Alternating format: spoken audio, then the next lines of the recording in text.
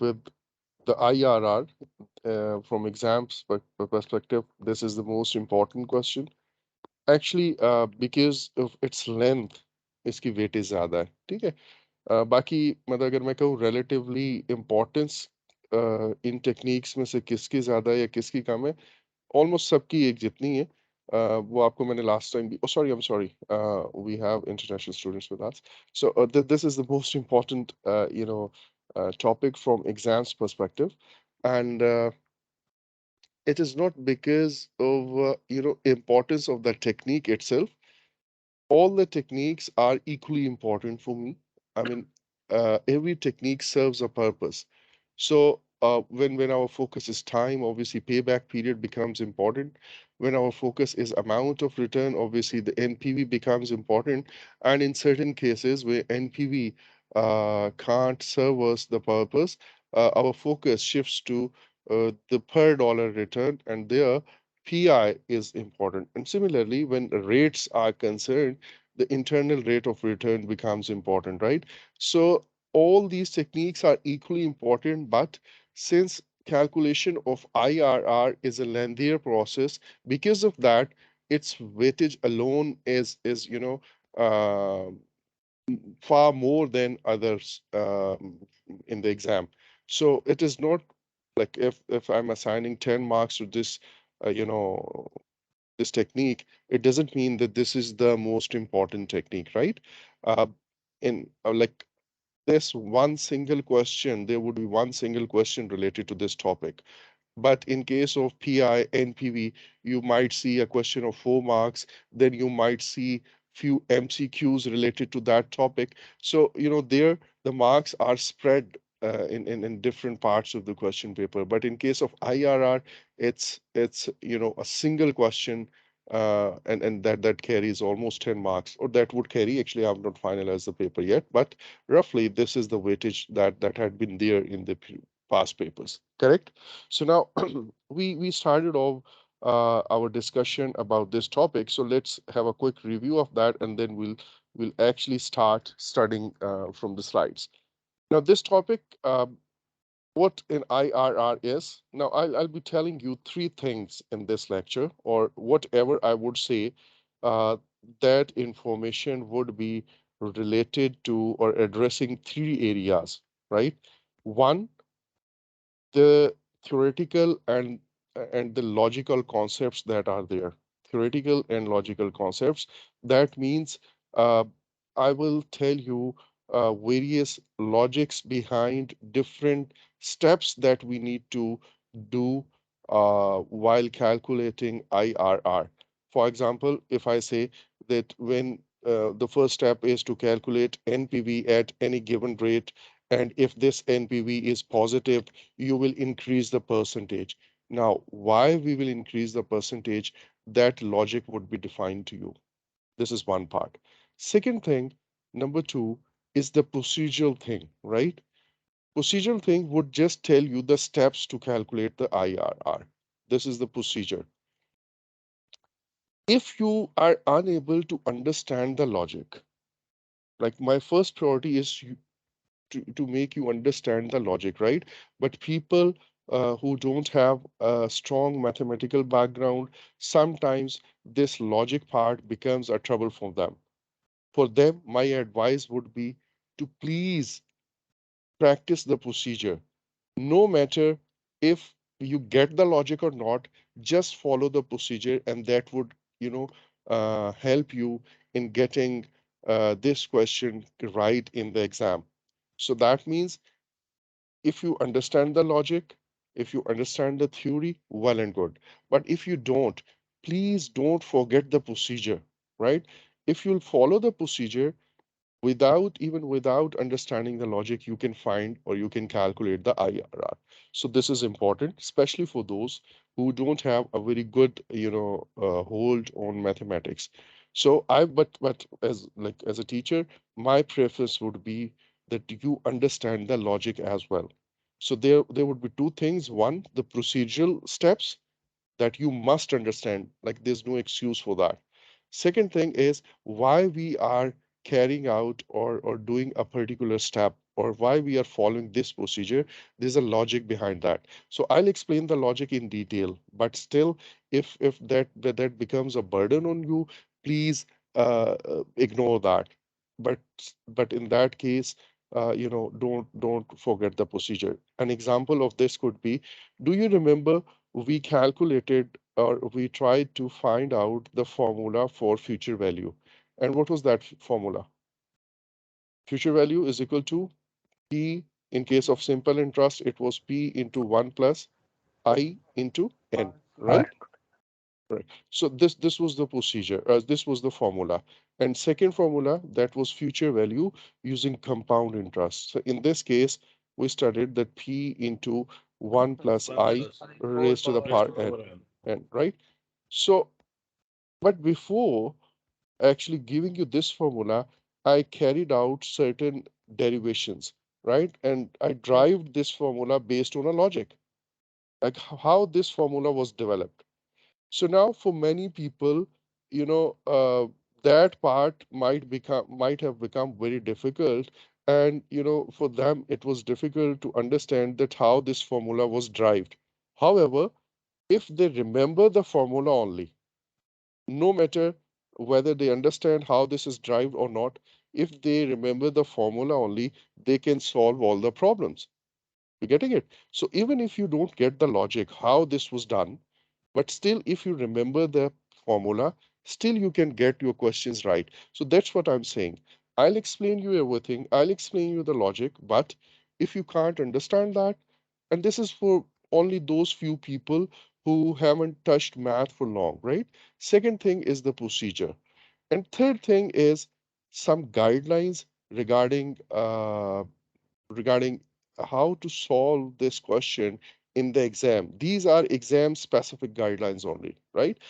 Because this question is a lengthier question, and so I have developed certain guidelines for you guys, for my students, so that they don't face any troubles during the exam. So if you will ignore these guidelines, this question may become a problem for you, in a way that you won't be able to manage the time.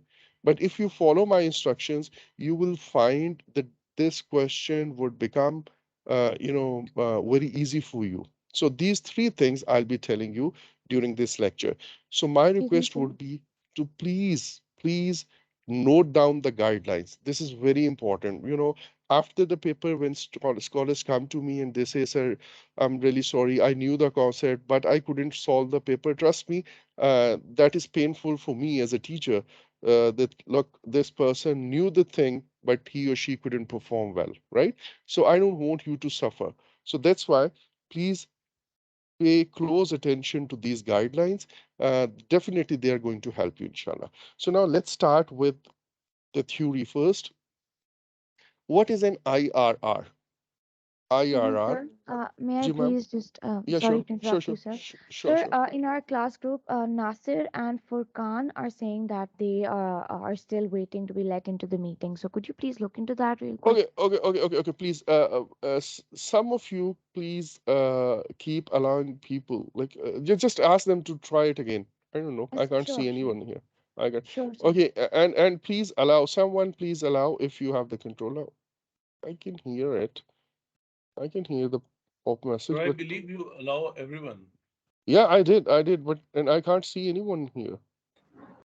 So it would be better if you could just share the link again in the group, the link for this meeting. Okay, Yeah, no, I have already shared. No, yes, now you're admitting Furqan. Yeah. okay.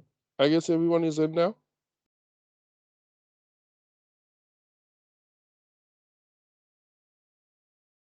Okay. So now, what IRR is? Can someone tell me what is IRR? I Sir, guess. in the Mm, Sir, Good. Say good, please. okay, sir. IRR is basically that discount rate at which the net present value is zero. Very good. And your name, please, sir? Sir Umar Habib, And you got 1 mark in the last class. in the fifth lecture. Okay, so CR, please write his name if you are not CR yourself. Okay, so Yes, now sir. I IRR is that rate, that interest rate, that discount rate at which NPV is zero, right? What does it mean? At which NPV is zero. Now, let me explain this thing. When our NPV would be zero, our NPV would be zero when the present value of cash inflows becomes equal to the initial cash outflow. Like NPV, the formula for NPV is present value of cash inflows. It's really, troublesome for me to write with the mouse. Present value of cash inflows, right? I cannot write everything, so please bear with it. So this is present value of cash inflows minus the initial cash outflow. I hope you remember the formula for NPV, right? Yes, sir. Okay, so now NPV would be zero only if both of these present value of cash inflows and ICOF they both become equal, like 10,000 minus 10,000. Only then it would be zero, right? I'm sorry, I can't write more than this. So this NPV would become zero only when the present value of cash inflows would become equal to the present value of initial cash outflow. That means, in other words, we can say that IRR is that interest rate at that discount rate at which NPV is zero, or it is that discount rate at which present value of cash inflows or net cash flows it becomes equal to the ICOF. Now, what the interest rate or discount rate has to do with the present value? Like we are saying, it is that rate at which present value of cash inflows become equal to the ICOF. That means our present value of cash inflows changes with the change in interest rate. Now let me show you. I've already like shown this example to you many a times. Let's say we are being promised 100 rupee or 100 million or something after 2 years. And if my discount rate is 10%, in that case, this 100 would become or would be reduced to 90 in 1 year.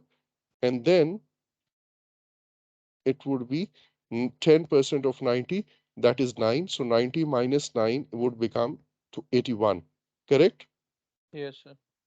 Now, if I increase the discount rate to 20%, at what would happen? Right in the first year, this value would become 100 minus 20, 80. And then 20% of 80, that is 16, I guess. What would be that now? 74? Oh, sorry, 64? 64. 64. 64. Now you see, present value is changing with the change in interest rate or discount rate. When discount rate was 10%, the present value was 81. And when discount rate was 20%, the present value was 64. So that means there would be a particular interest rate at which my present value would become equal to the ICOF, right? So that means the present value keeps changing with the discount rate, and there would be some discount rate at which this part would become equals to the second part. Is it clear? Right. And we are Yes. looking for that interest rate basically, that discount rate. If we get that discount rate, we would say that this is the IRR. This is one thing that you need to keep in mind. Second thing, look, uh, we need to establish one rule that you should keep in mind and please write it down somewhere. That rule is that if we increase the discount rate, the present value decreases. We just saw that. Like if we increased from 10% to 20%, the present value was decreased to from 81 to 64. So when we increase the discount rate, the present value decreases. Is it correct? Yes, sir. Yes, sir. Okay. In other words, we can say that a smaller, if I need a smaller present value, I will have to increase the discount rate. if I need to have a smaller present value, I need to increase the discount rate, correct? Yes, sir. Yes, sir. And vice versa. If I need to have a higher present value, in that case, we will decrease the discount rate. Clear? Yeah. Yes, sir. Just write down these two rules with you. If we need to have a higher present value, we will have to decrease the discount rate. And if we need to have a smaller present value, we need to increase the discount rate. And this is the logic that you have just established. Yes, Correct? sir. Any doubts about that? No, sir. Sir, what is the logical meaning of NPV to be to make NPV zero? Is it that it is the point where where there is no profit or no loss? Actually, this is the rate where this would we should say that yes, there's no profit, no loss, right? Please hold for some time, like maybe within next 30 minutes, I'll come to this point, and if I forget, please do remind me, right? I'll explain this part. But just let me go with the flow right now. So I'm not saying that you can't ask the question, but this question would be answered in 30 minutes or so. So have you all written this basic principle that if you need to have a smaller present value, you need to increase the discount rate, and if you want to have a larger present value, in that case you will have to decrease the discount rate, correct? Yes, sir. Yes, sir. Okay, now we will use this rule somewhere in a while. So we have established one thing, that IRR is that rate where NPV is zero, or IRR is that rate where present value of all cash inflows become equal to the present value of all, or the cash outflow, right? Yes, sir. Now, how to calculate this? Just keep this, number line in your mind. This is a number line that you can think of. Here we have got, let's say, NPV 0. This is my NPV, that is 0.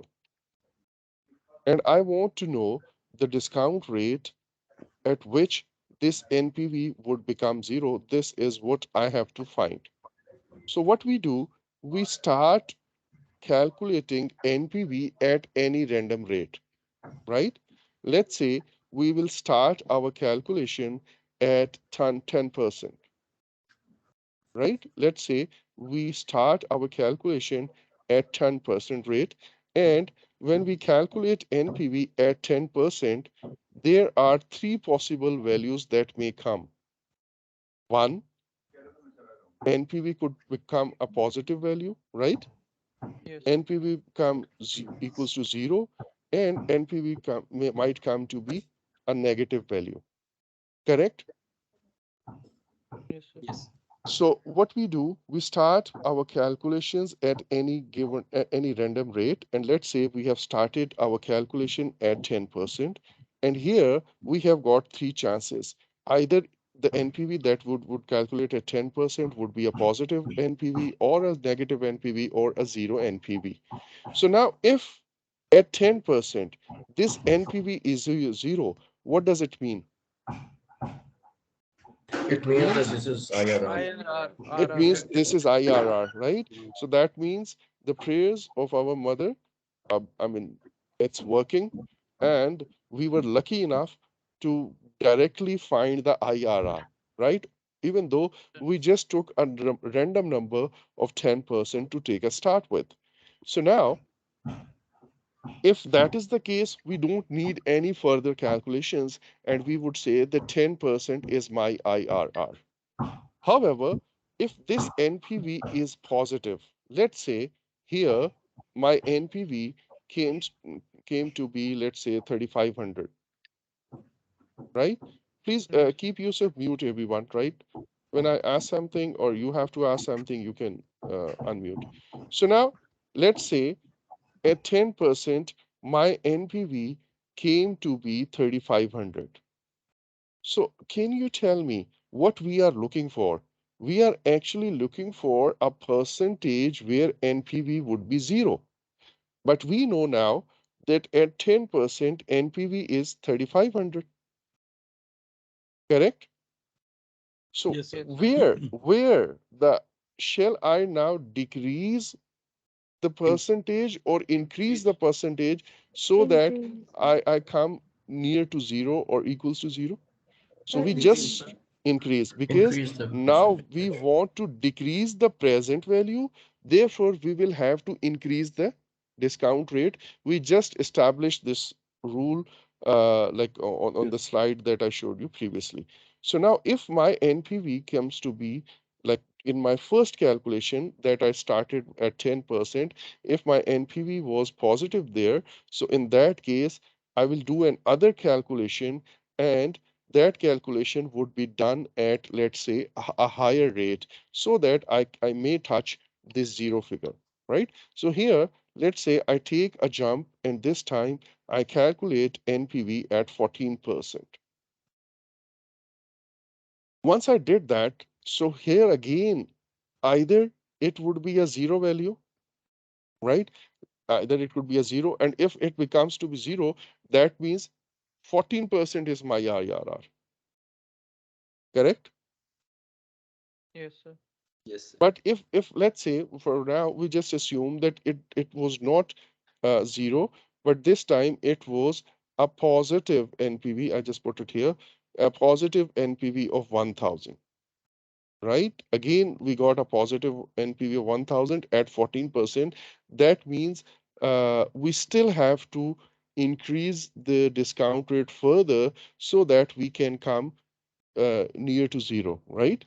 So this time I jump to 20%, let's say, and I calculated an other NPV at new discount rate that is 20%. So this time I actually, let's say, crossed the zero value and my NPV came to be, let's say, I'm sorry, at 20%, my NPV came to be, let's say, minus 800. Correct? Is this clear? Yes, sir. Okay.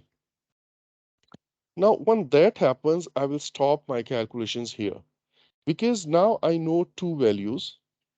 And what are those two values? I know that my NPV at 14% was 1000 and my NPV at 20% was minus 800. I will ignore all the previous calculations, right? I will not take into account this 10% value. Why? Because did I give you example of weights of kids with varying ages? Did I? Okay, okay, let No, me sir. repeat that. Okay, let me repeat that. Let's say if I have some data with me and on that data, although this is not like the age and weights are not that much related, but let's say we say that a kid of 10-year-old should have a weight of, let's say, 28 kgs, right? This is just a random value. I might be very wrong in that. And a kid of, let's say, or an adult of 15 years should have a weight of, let's say, again, 60 kg, right? So now if I ask you, what would be the ideal weight for a kid of 12 years? Can you figure out that? 28 and 60, right? This technique is called as interpolation. When you know the values of 2 points, you can actually guess the value of a middle point, right? It does not have to be center, exact center. I can calculate that of 11 years, that for 12 years, 13 years, and 14 years based on the information that I have been given.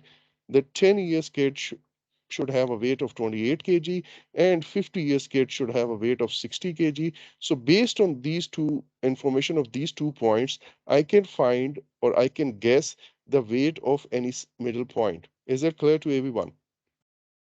Yes, sir. Now let's say here, Yes, sir. here, mhm,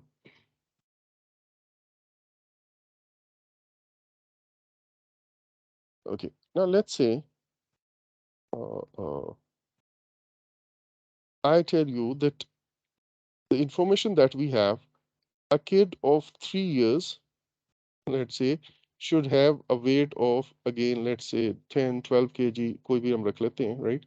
Any weight, 12 kgs, and uh, an adult of, let's say, 50 years should have a weight of, let's say, 72 kgs, right? Based on the height and everything, whatever it is. So now, if I ask you to guess the weight of a person of 30 years, now you see the gap between these two values too big, 3 year and 50 years. So my guess for the weight of a 30-year, adult would be not that accurate as compared to my previous example, where the gap between two known values was very small. Like we were talking about 10 years and 15 years. But here the gap is huge, correct? Yes, sir. Right. So when gap is large, the accuracy of our guess goes low. Is it clear? Right. Yes, So sir. that's why I'm saying that when you have to guess, I will ignore the values that I previously calculated. And what are those values? Here, the 10%. I'm ignoring this 10% value because, it will just increase the gap, 20% and 10%. I don't want that because I already have a value of 14% here. So I just want to keep this gap to the minimum. Is it clear?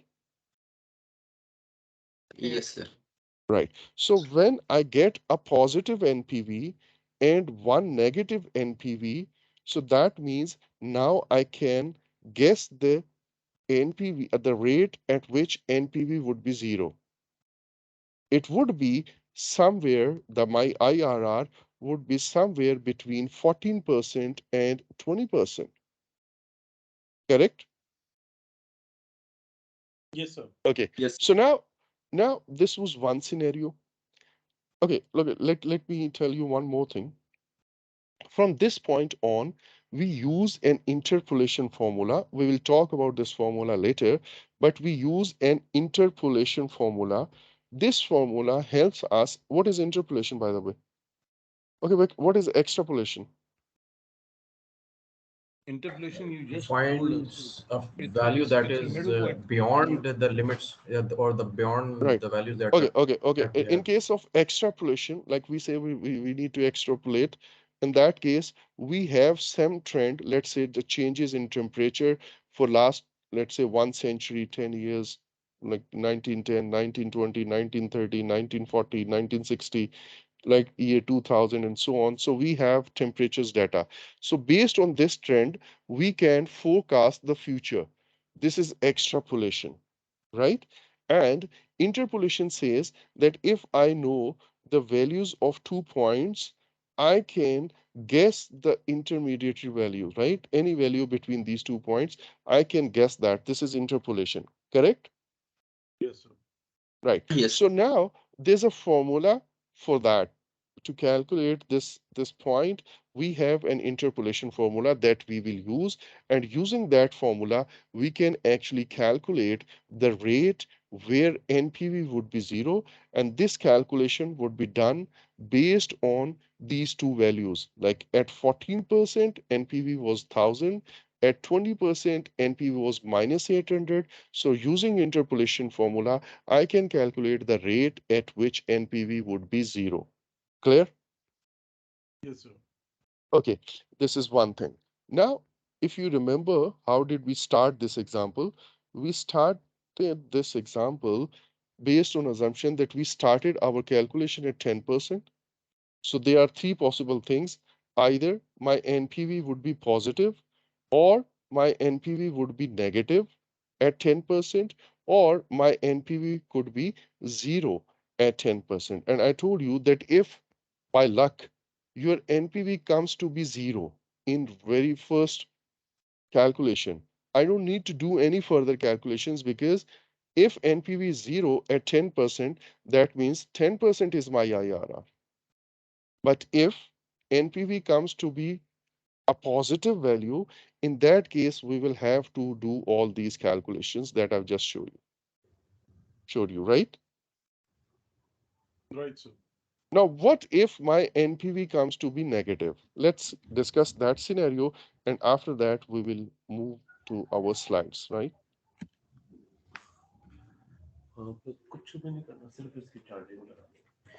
So you are taking the values 14 and 20. Don't you think that they are still, this is still a big limit for Okay, for doing the I'll interpolation? talk about that. Actually, there's a limit, but that limit is 6%. We'll talk about that, right?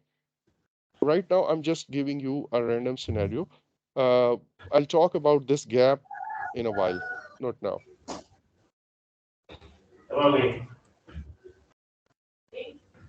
Okay, please mute yourself, everyone. Please mute yourself.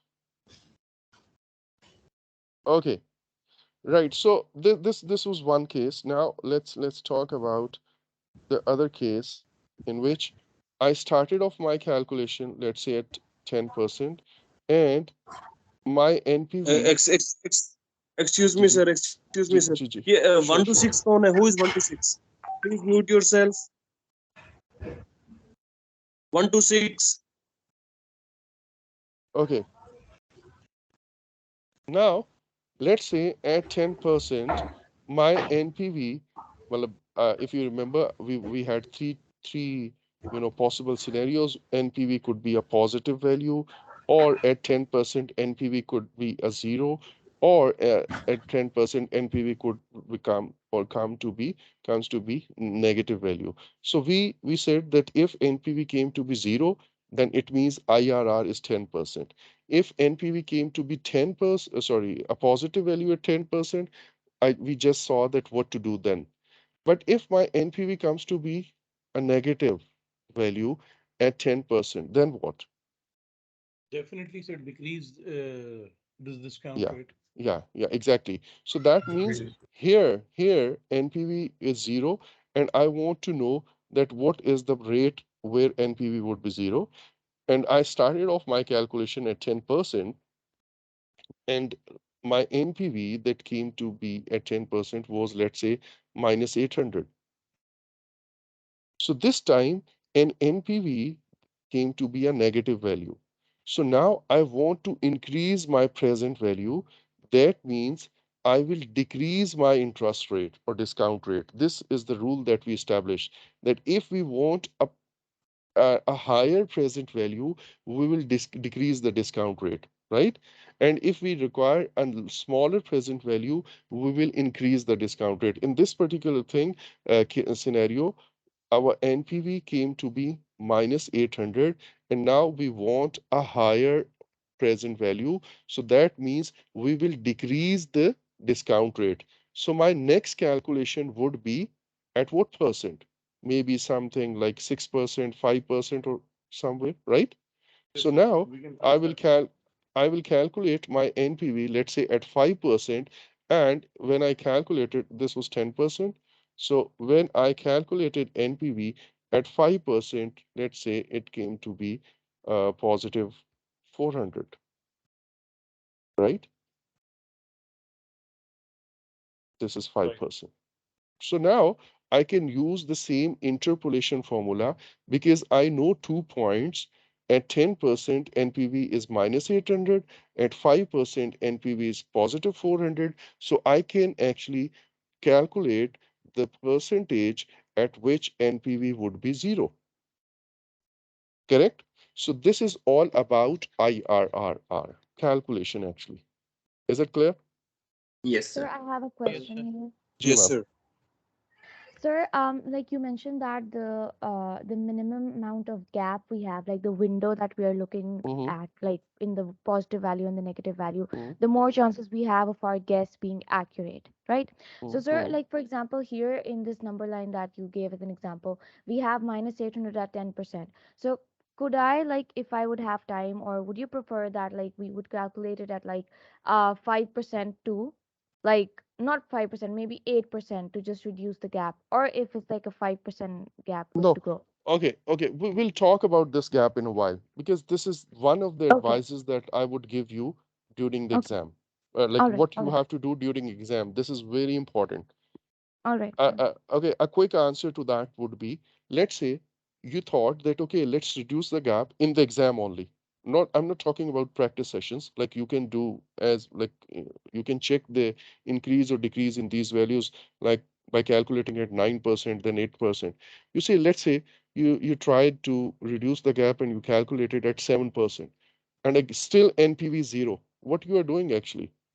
You calculated one NPV, you spent 10 minutes on that, then you will again calculate an NPV at 7%, again 10 minutes on that. And third time you will again, let's say you increase to 6% and still it's negative. So again, another calculation, and then you will reach to a positive value. I mean, you will have to do two extra calculations if you didn't take a good enough or a large enough jump, right? From 10% to directly 5% or something. You will have to do multiple calculations. Is it clear? Yes, yes, yes. Right? Understood, So sir. that would be an advice that I will give you. So for now, let's that is good enough an introduction. So let's see what's there on slides with us. Now, this is the very basic rule that I tried to establish in the first lecture, sorry, at the start of today's lesson, and that is when we move from present value to future value. Let's say in this particular case, the present value was 10,000 and we had an interest rate of 10%. And in 3 years, what would be my present value? And let's say we are assuming compound interest. At 10%, my present value, or sorry, the future value would be 13,310. Is it clear? My Yes, sir. 10,000 would Yes, sir. be would become equals to 13% and 310. But what if I want a greater or I want more? Dil mange, all right. In that Increase case, the Sir, interest rate, so right? increase the increase the interest. interest rate है ना? even Increase more. the interest rate, right? So now let's say I increase the interest rate to 11%. So same 10,000 would now become equals to 13,700. Here it was 13,310. So now I was able to increase the future value. But in case of when we go back from future to present value, in that case, the rule is exactly opposite of it. When we move from present value to future value and we want a higher future value, in that case, if I want a higher future value, I will increase the interest rate. But in case of when I move from future value to present value, the rule is exactly opposite, right? And that we just established. Like if my present value of this 13,700 that was calculated at 11% was 10,000. So now, if I want a higher present value, I will have to reduce the interest rate or discount rate. Correct? Yes, sir. Yes, sir. So when I decrease the interest rate or discount rate, the same 13,700 was equal to 10,293. That means it is higher than the previously calculated present value. So this is the same rule, but I explained earlier. So this was there in your handout, so you can just follow that. The third rule is if you need a higher present value, just decrease the discount rate. And if you need a lower present value, in that case, just increase the discount rate. Correct? Yes, sir. Now, Correct, sir. even if you don't remember the logic, even if you don't remember the logic why it is so, just remember it. Just remember the principle. If I have to increase the discount rate, sorry, increase the present value, I will decrease the discount rate. That's it. What is the logic behind? If you want to ignore, that's fine. But don't forget this procedure, this rule. Correct? Okay. Yes, sir. Now, what IRR is? Internal rate of return is a discount rate. that equates the present value of net cash flows with its initial cash outflow, or in other terms, IRR is a discount rate at which the net present value is zero. We have already covered that. Correct, Ji? Yes, sir. Okay. Once I have calculated the IRR, how I use IRR as a project selection criteria. Look, if the IRR that I have calculated is greater than the required rate of return, in that case, I will accept the project. But if the IRR that I have calculated is less than the required rate of return, in that case, I will reject the project.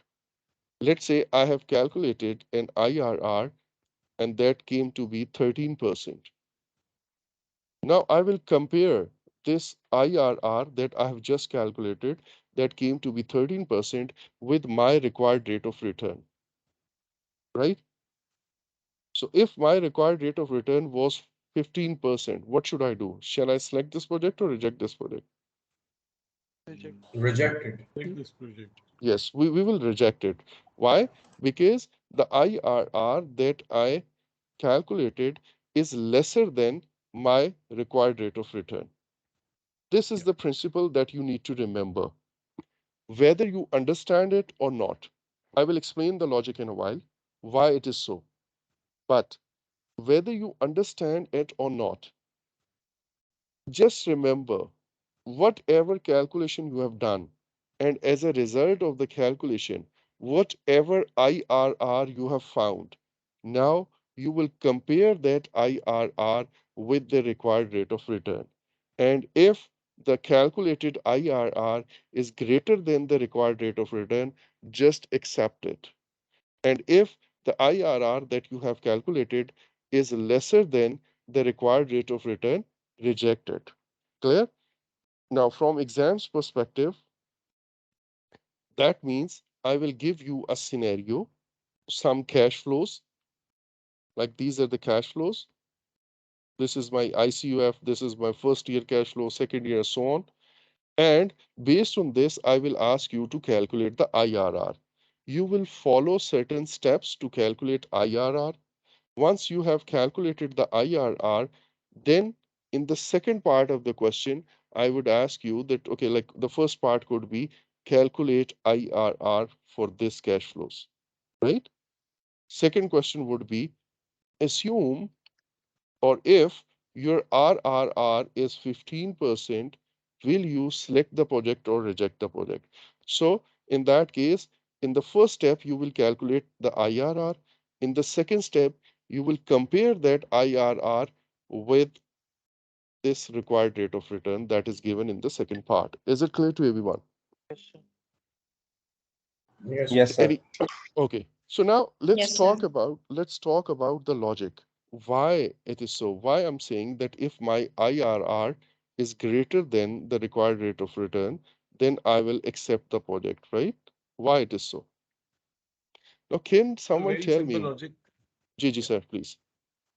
It's a very simple logic that if I need, say, I'm interested to invest, say, 10 million, and Mm-hmm, I want an interest rate of 15% at the end of the year, considering today's market. So if mm-hmm, IRR is giving me 20%, then obviously it's good to go for me. If I'm getting, say, 10% of my return, then it's not an appropriate mm-hmm. investment for myself. Okay, okay. Yes, logically you're right. And can someone explain it further?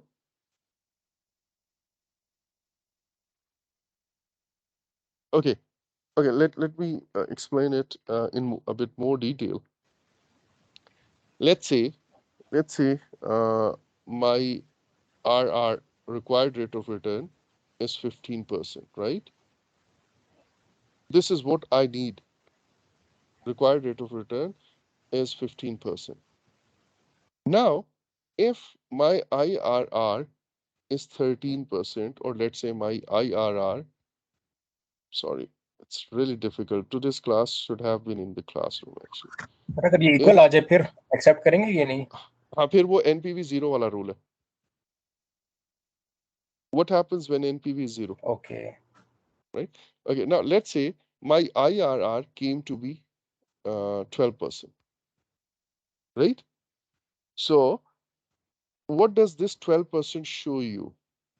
This 12% shows you that at this rate, NPV is zero, correct? At 12%, NPV is zero. So now my required rate of return is 15%. What do you think? My NPV would be positive at 15% or negative? Negative. Negative, right? Because when I increase the discount rate, what happens? My present value goes down, isn't it? Is it clear to everyone? Yes, sir. Yes. Right? Yes, sir. So now we have established an IRR which would act as the reference that I know that my NPV would be zero at 12%.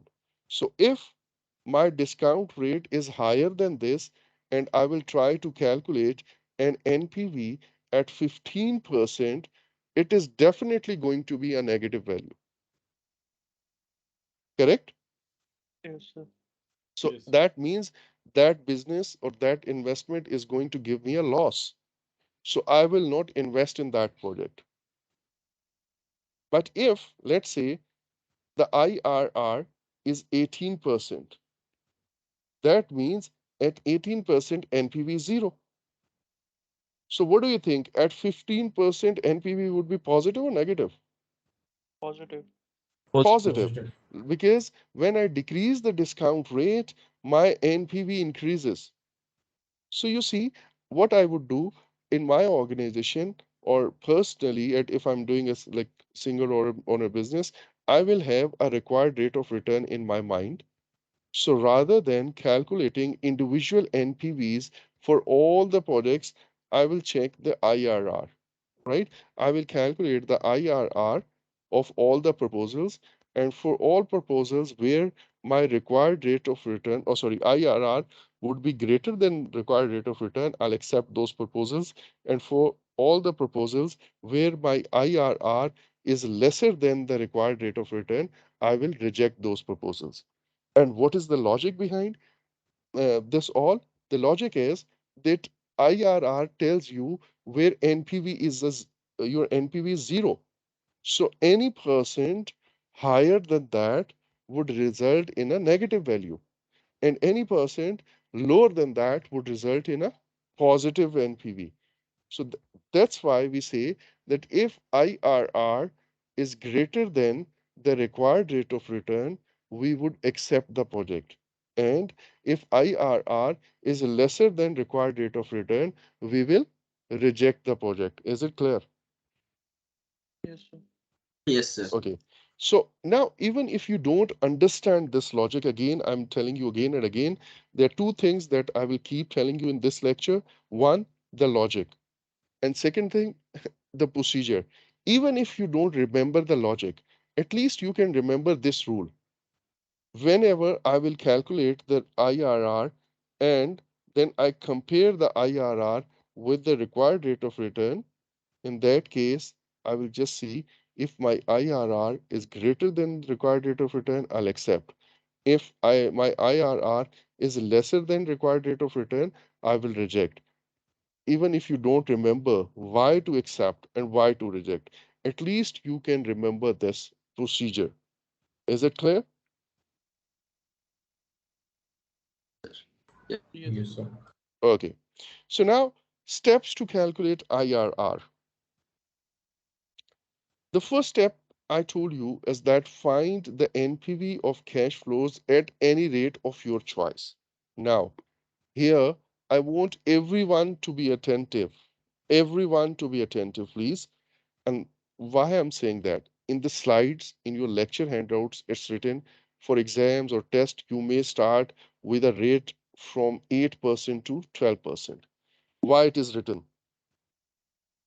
It is written because I don't want you guys to start, let's say, at a percentage, because I will set the paper for you.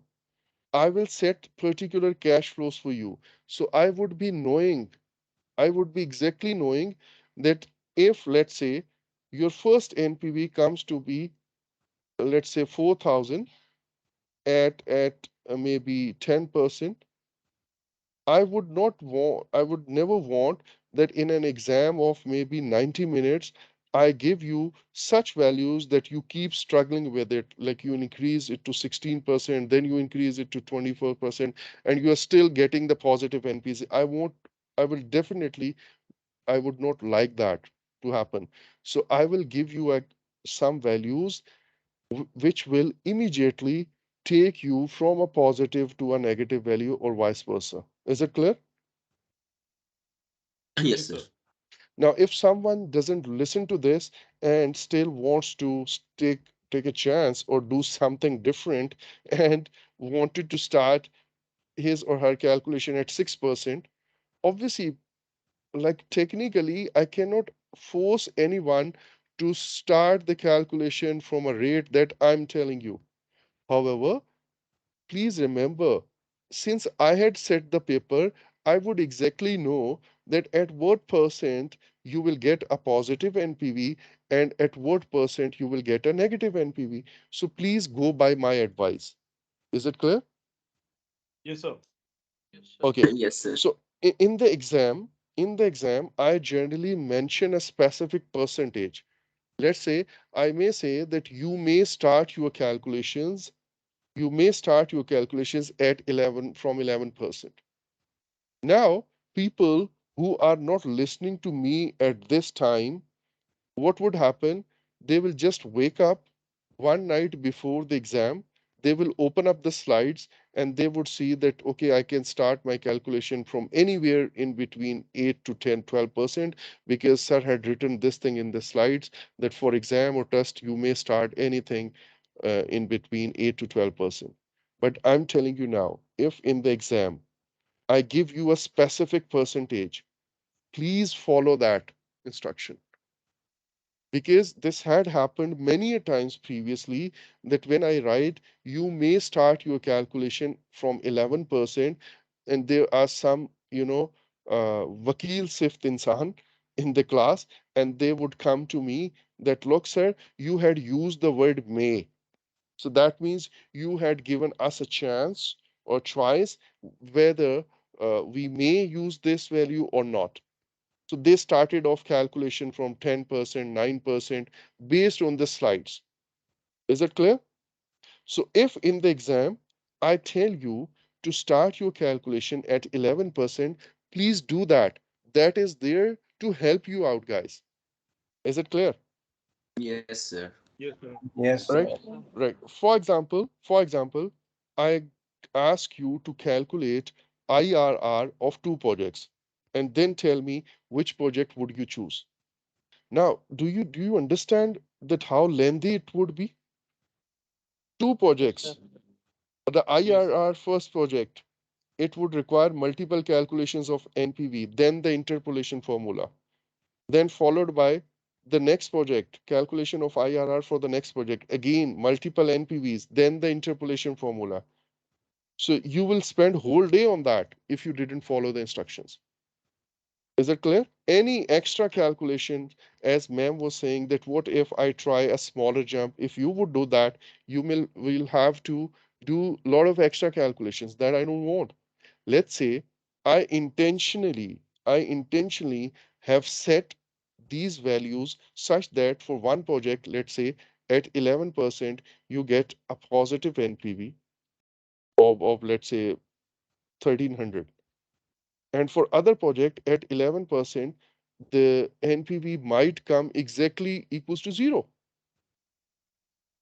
right? So what would that mean? You don't have to do any calculation for this project if you started your calculation at 11%.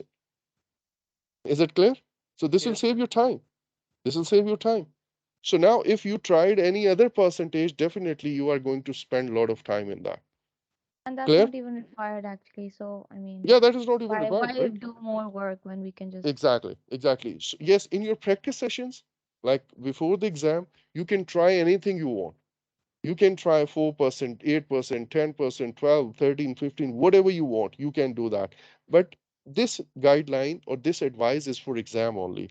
Whatever instructions I give for the exam, that you may start your calculation. So please follow that advice. This is going to help you. Correct? So Okay, what about in one, Yes. practical life? sir, then you use Excel sheets for that. You don't have to do all this work. But generally, look, you will stay somewhere around the journal interest rates that are there in the market, right? Okay, right. Okay. So and that is general value, like the same range, 8 to 12%. I guess this is the like reasonable range to start with. If economy is going down, you will have higher interest rate, maybe 13%, 14%, or very bad to 15, 20% maybe.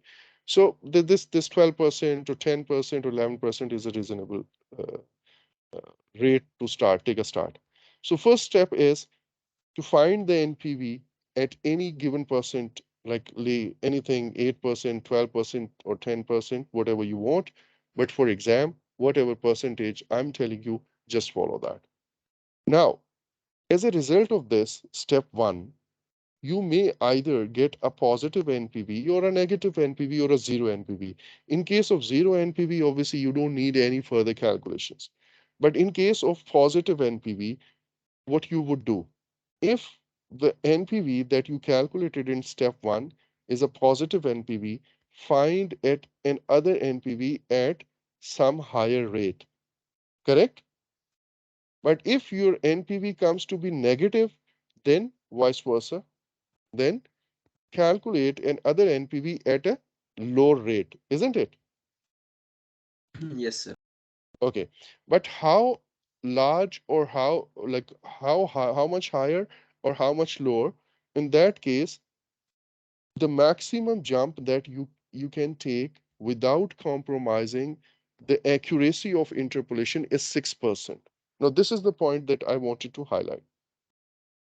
I already told you that if the gap is greater, the accuracy of your guess would be compromised, right? Is it clear? You want to calculate Yes. something, some value here in between these 2 points. So if the gap is larger, the accuracy of your interpolation formula would be compromised. So according to various studies, if the gap between two values is 6% or less, the accuracy of interpolation formula would be better. Now, if somebody doesn't care about it, in that case, what would happen? Everybody else would be having an IRR of, let's say, 13%, and that person would be having an IRR of, let's say, 12.7% or 13.4% or something, based on the gap that they have, right? If this gap is, let's say, 8%, so accuracy would be 12.8 or 13.2. And if that gap is like 10 and 10% gap, then this accuracy would be further deteriorated. Is it clear? Yes, sir. Yes, sir. Yes, Okay, sir. now here the point to note is that, look, what happens on practical front, what happens? Let's say I calculated an NPV at 10%. As a first step of this calculation, I calculated NPV at 10%, and then that came to be positive 600. Now, a general tendency among you guys would be that, okay, it is very near to zero. So let's try to calculate another NPV at 13 or 12%. Let's say at 12%, right? In a hope that this would bring us either in negative or exactly at zero. But you cannot take such risk in the exam. Why? The time is short. Because of The time is multiple short. calculations. Yeah. Multiple, like even let's say you took excuse that me sir risk and, जी sir, sir kindly वो अब्दुल रहमान कह रहा है कि मुझे allow कर दे वो मेरे ख्याल से लॉबी में यार मैंने तो सबको अलाउ किया हुआ है। आई डोंट यार, आप लोग अच्छा मुझसे ना ऐड करवा लें एक ही दफा। All those whose name is not in the class, please let me know, and I'll just add them, right? I'll add them in the class group. Please remind me after the class.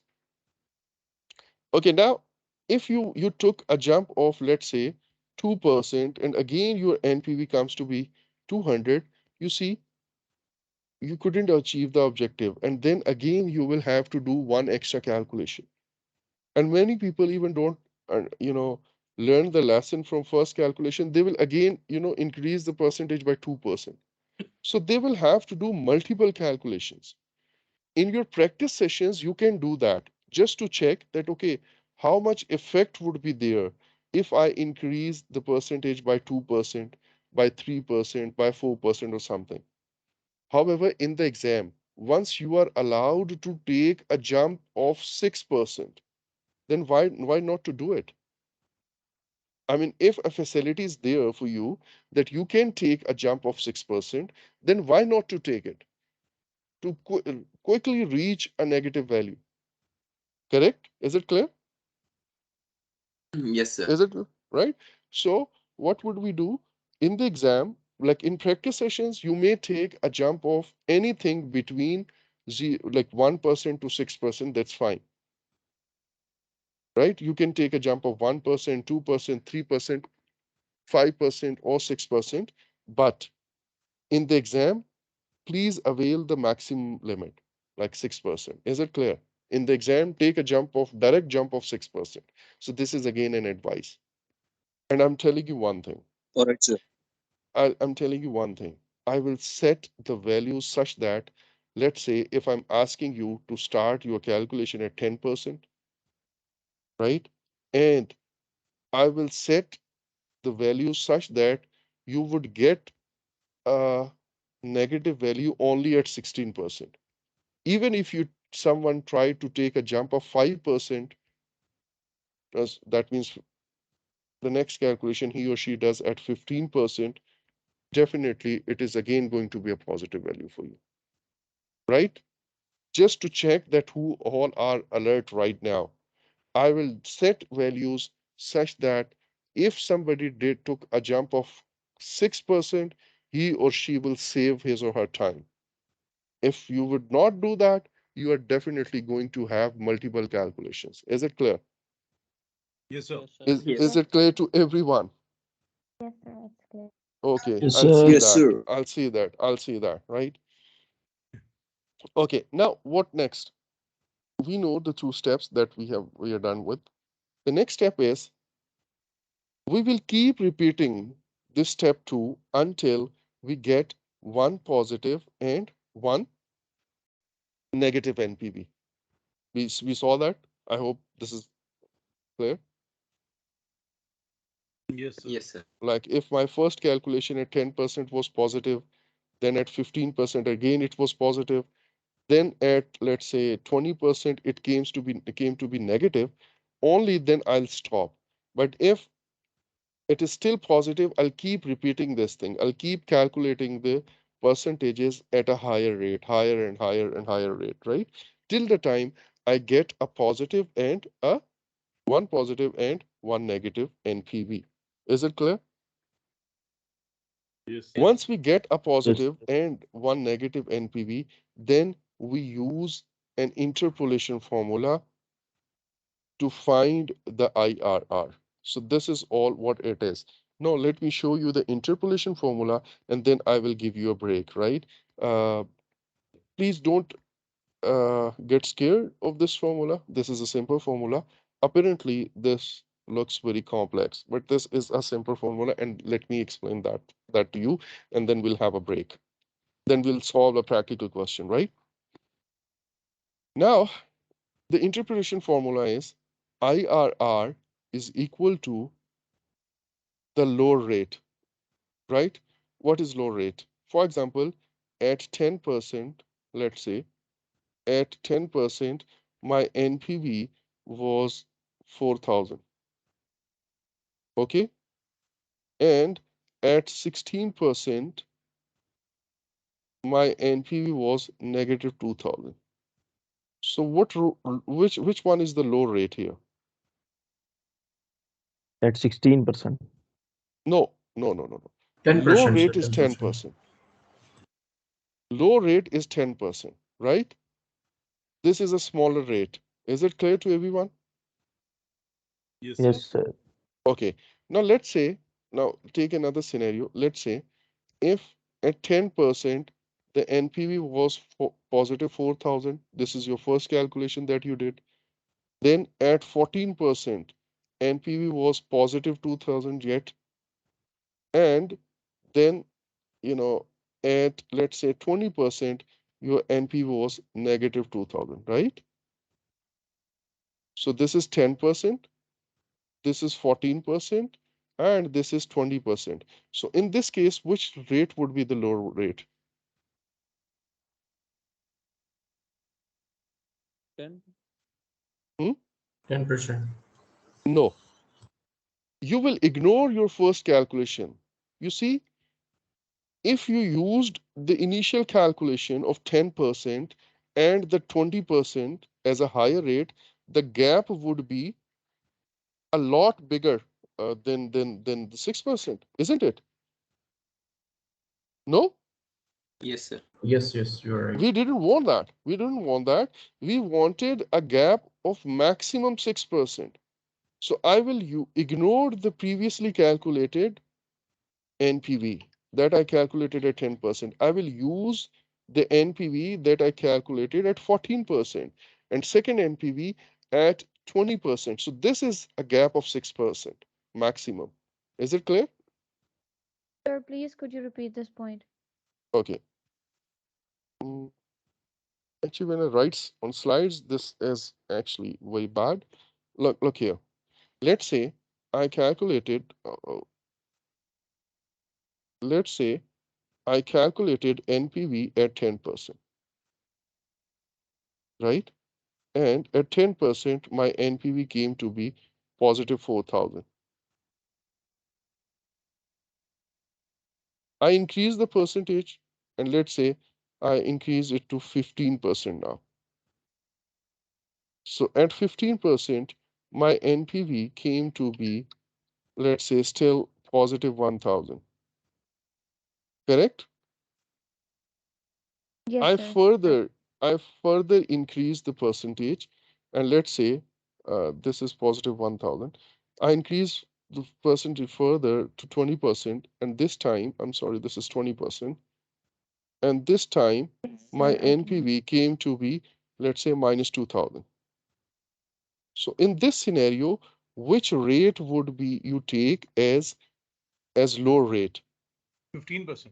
15%. 15%, 15%. Yeah. because in the interpolation formula, I don't want my gap to be greater Uh, than 6%, right? yes, it's a So I will, smaller window, so you yeah, would take yeah. So I don't 15%. want, I will never take these two values. Like I'll just ignore my first calculation. This was just a misfire, right? I couldn't actually get the desired results from my first calculation. That's why I jumped to the second calculation and then to the third calculation.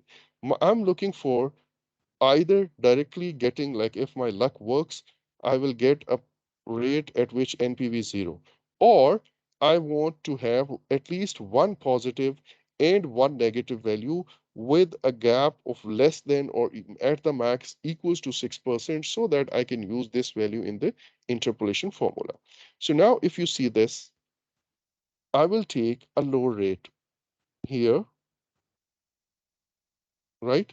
Here I will take the low rate,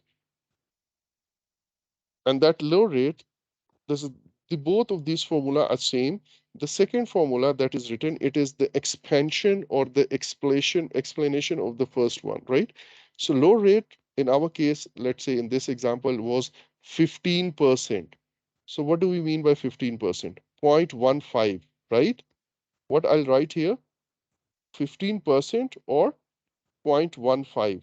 15 divided by 100. 15% means all those who have not touched mathematics since long, for them, 15% is 15 divided by 100, and that is equal to 0.15. Correct? Please stay with me for a few more minutes. I know some of you might be waiting for the breakfast, but please stay with me, right? So this is 0.15. Then next, NPV of low rate. What does it mean? The NPV we got at Sir, at this 15%. Value. The net present At, value at yeah, 15%. at low rate, at 15%, very right. So next is delta PV of all cash inflows. Delta means difference, right? Yes, sir. Change in present values of all cash inflows. How do you calculate NPV, by the way? We are again and again saying that we'll calculate NPV at 15%, we will calculate NPV at 20%, but how do you calculate that? Sir, like the present value The of all the cash inflows is cash like flows subtracted from the minus, initial outflow. very right. So we will get present value of cash inflows at 15%, and we will get a present value of cash flows at 20%. Is it clear? Yes, sir. So I will take the Yes. difference of both of these. Delta present value or change in present value of all cash inflows. That means its explanation is written here. Higher present value of cash inflows minus lower present value of cash inflows. Please remember, this is like if one present value of cash inflows is 14,000 and the other one is 16,000, irrespective of the percentages, irrespective of the rates, irrespective of the NPVs, you will just take the higher one minus the lower one always. Is it clear? Okay, sir. Yes. Right. So higher present value of cash inflows minus the lower present value of cash flows, and then change in rate or delta rate. And what is that? Higher rate, that is 16%, or sorry, in our case, 20%, and the low rate minus 15%. So the change in percentage is 5%. And what does 5% means? 0.05, 05. right? So that's it. You put all the values of your previously calculated NPVs in this interpolation formula, and you will get an IRR. Is it clear? Yes, sir. Right? So Yes, now sir. we will do a practical example just after a break. So you may have your break until 11, right? Right. All right, sir. Yes, sir. Okay, so take care. All Allah right. Hafiz. Sure.